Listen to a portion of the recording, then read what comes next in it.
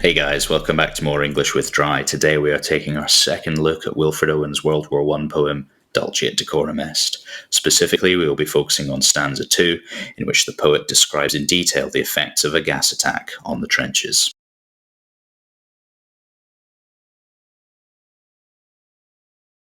Instantly, we hear from Owen, "Gas, gas, quick, boys." The repetition both of the word gas and of the exclamation mark creates a sense of panic and chaos. There is an immediacy to the action taking place here.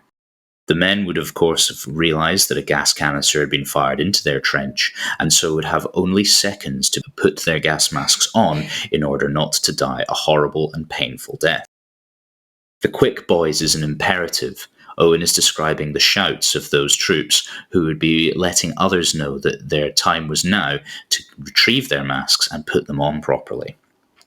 As such, we get a real insight into the level of absolute terror that would have been experienced in these moments, and also the speed with which they would have to react to what was.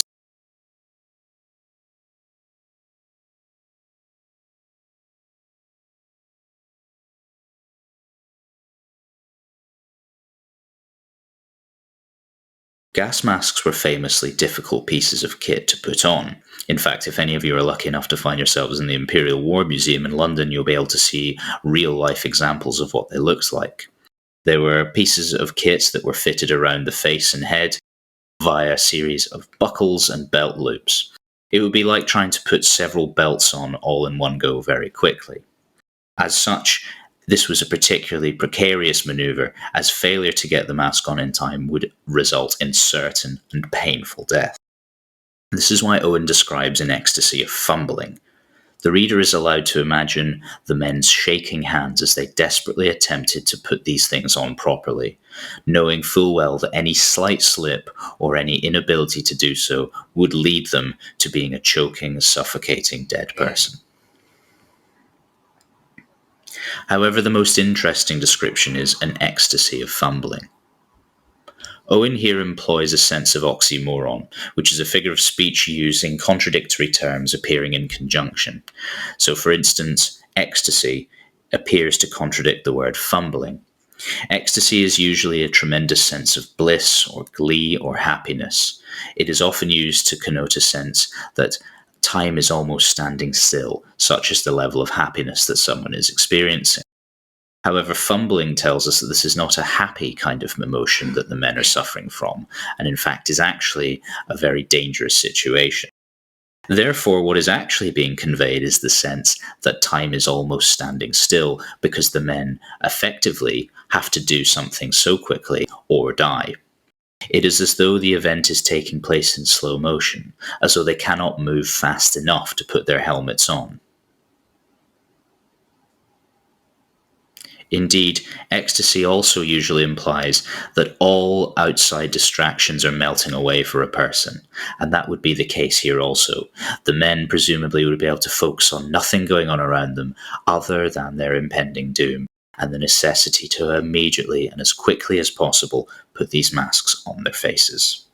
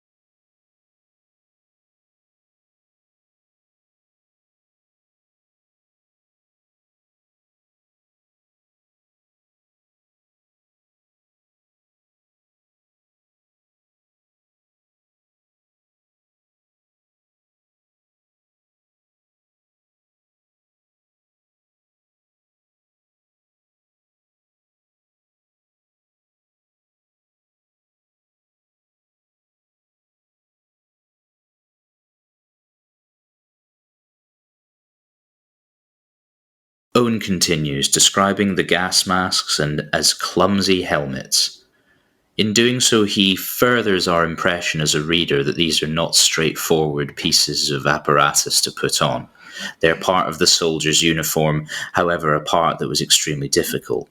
Indeed, it is something they would have practiced wearing time and again. However, one suspects that no practice could prepare them for the real eventuality. However, we hear that someone still was yelling out, and therefore we come to the tragic conclusion that one young man was unable to put their mask on in time. There is a sense of authenticity to Owen's writing in this poem, particularly given his time served on the front line and our imagining that he almost certainly would have seen these things firsthand himself. He begins by describing the young man's yelling, which of course suggests the level of pain that he would have been in. Dying of a gas attack was one of the more unpleasant ways that a person could die during war. Instantly, the gas would start to have an effect, burning you from the inside out, quite literally, as it was inhaled and as it got into the eyes, nose, throat, and mouth. It talks of how the man then stumbled around, again connoting the sense of the pain taking over him and him blindly trying to escape it whilst being unable to do so. Owen begins to metaphorically compare the gas almost to water, and therefore the man's death almost to him drowning.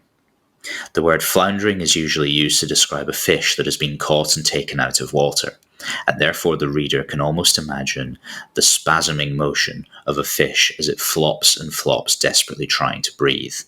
This would have been the effect of this on this poor man also, as the innocent person was walking around desperately trying to escape the poisonous fumes that he was inhaling. It is almost as though he is choking to death.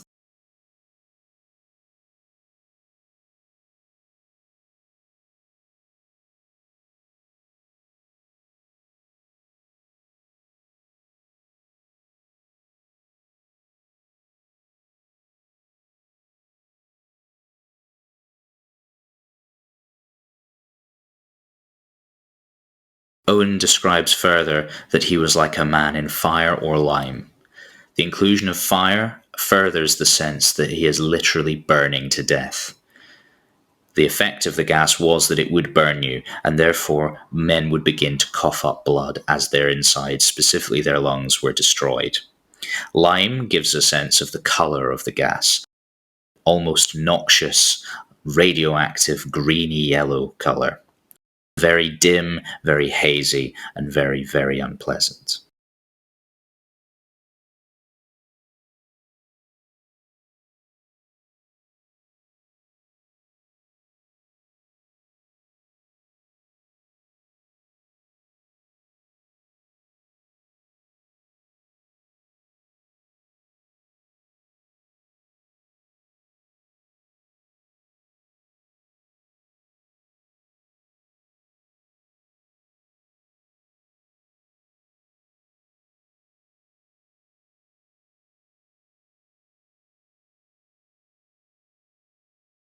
Owen then just tells the reader how he was able to view the man dying.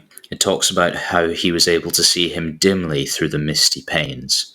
These would have been the glass eye holes in his gas mask, informing the reader that Owen himself, or rather the speaker of this poem, was able to put his mask on in time. However, it also gives a sense that he would have to view this horrible atrocity. He would have to witness it firsthand himself.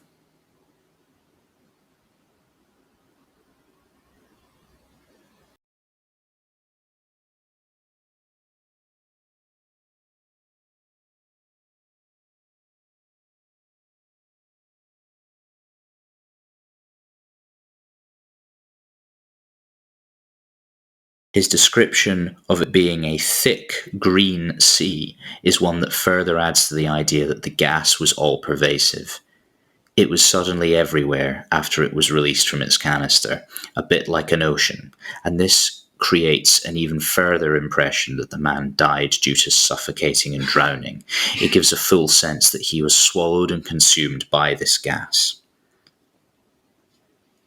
It emphasises how it was suddenly everywhere around them in the trench.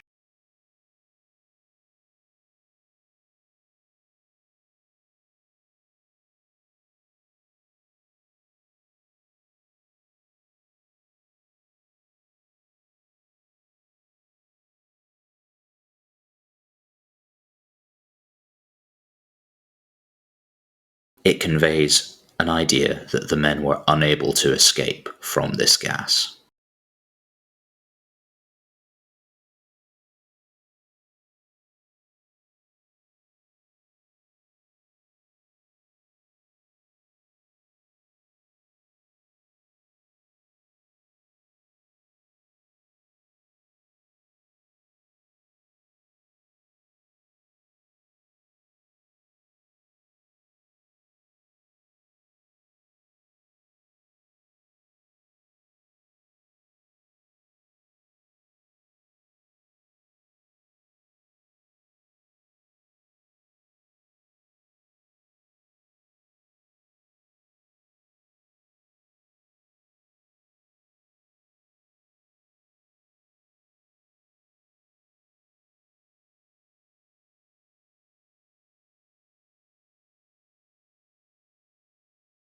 The final word of the stanza being drowning confirms the sense that the man did suffocate to death, choking on his own blood.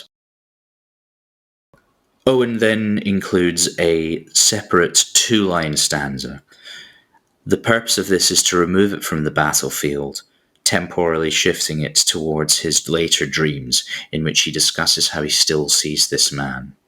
It shows that Owen was haunted by what he saw and could not avoid it. This speaks to one of the greatest impacts of the war on the men who managed to come home, which was at the time called shell shock and what we now know as being called post-traumatic stress disorder. Owen cannot forget the horrific sights he saw, especially this one young man. It shows the level to which he was traumatized by what he saw.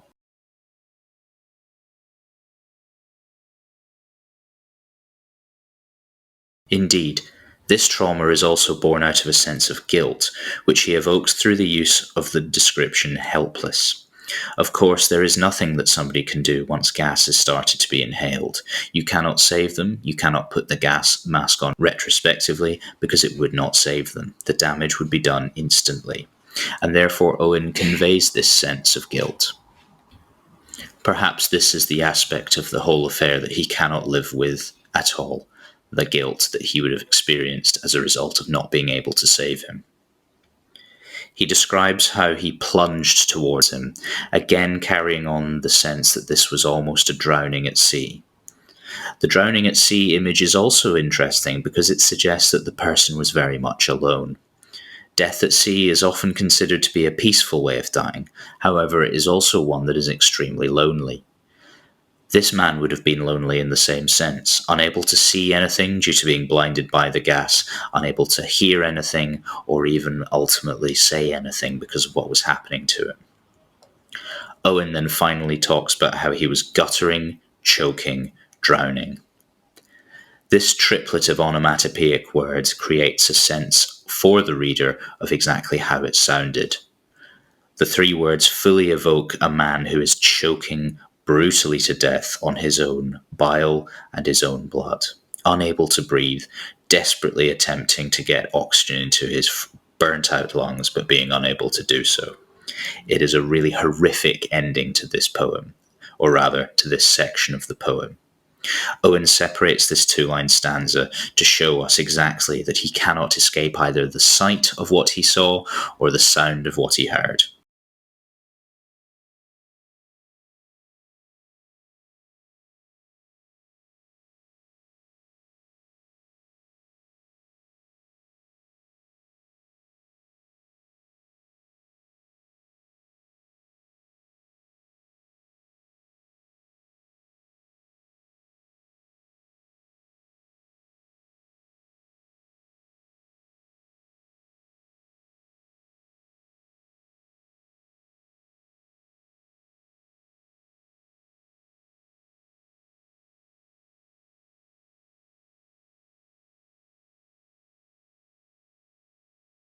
Hope you found this video helpful. Make sure you like and subscribe and stay tuned for the next video. Goodbye.